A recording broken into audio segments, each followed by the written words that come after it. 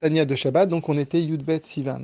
Par rapport au machal du soleil et des rayons, c'est-à-dire que les rayons n'existent que à l'extérieur du soleil. Par contre, quand les rayons sont dans le soleil, eh bien la puissance du soleil en elle-même, elle est tellement forte que le rayon est annulé. Alors, dans le Nimshal, c'est quoi? Eh bien, c'est que les rayons, c'est comparé au monde matériel, à tous les objets physiques, à tout ce que nous voyons autour de nous, et le Ruach Piv, la parole d'Hachem qui fait vivre justement tout ce matériel, eh bien c'est un peu comme le soleil.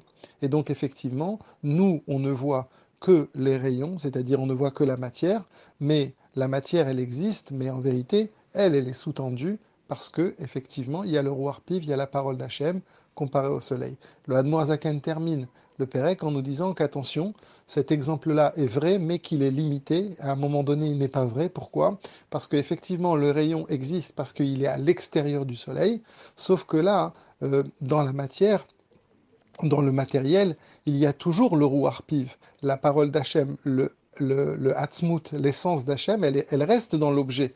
Donc la question qu'on se pose, c'est puisque il y a le Ruach Piv, puisqu'il y a la parole d'Hachem qui est dans l'objet, comment ça se fait que cet objet, justement, il n'est pas annulé? Comment ça se fait que comme pour le rayon, il n'est pas annulé? Et il va répondre dans le pérec suivant, c'est parce que Akadosh Baruch Hu, il a créé justement un Tzimtzum, et c'est ce qu'on va répondre dans le Tanya d'aujourd'hui.